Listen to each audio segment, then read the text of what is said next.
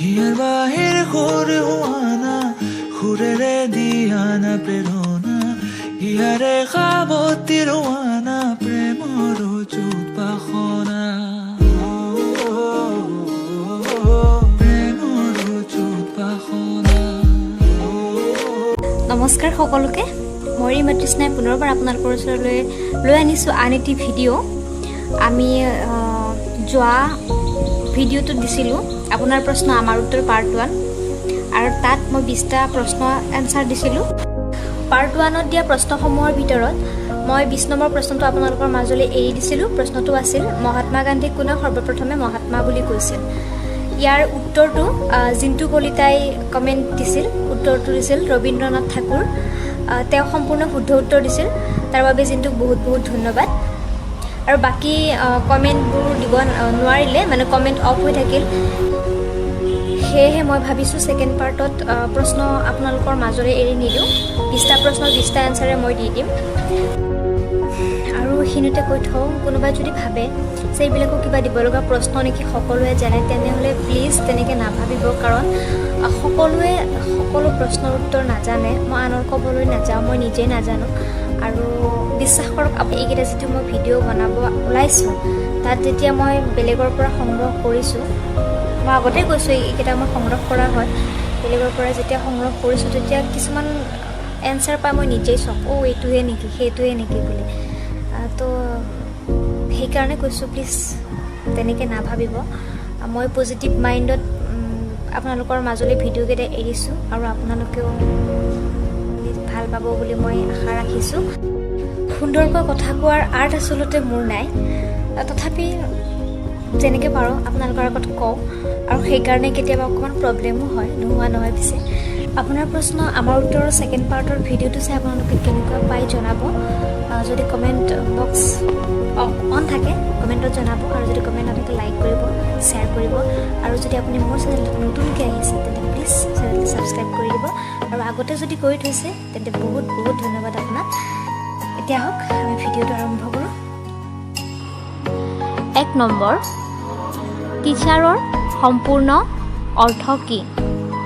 উত্তৰ, T means talented, E means educated, A means adorable, C means charming, H means helpful, E means encouraging, R means responsible.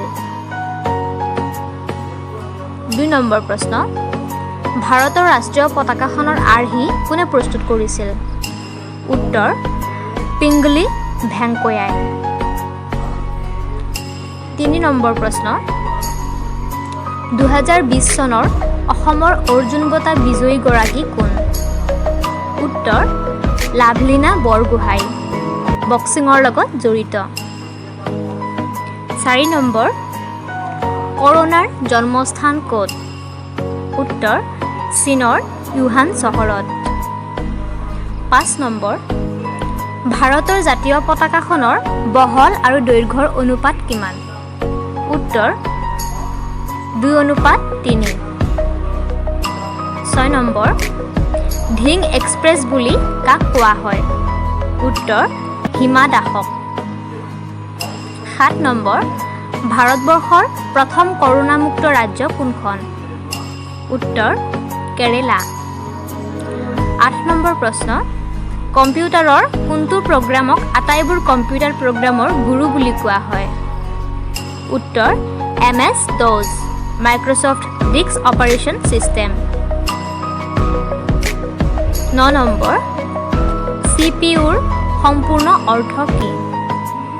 উত্তৰ, central processing unit. 10 number, ভাৰতৰ কোন ঠাইক ভূস্বৰ্গ বুলি কোৱা হয়? উত্তৰ, কাশ্মীৰক। 11 নম্বৰ, কেৰাটে শব্দৰ অৰ্থ কি? উত্তৰ, খালী হাত, এম্পটি হেণ্ড। 12 নম্বৰ প্ৰশ্ন, লেডি অৱ দ্য লেম্প বুলি খ্যাত ব্যক্তিগৰাকী কোন?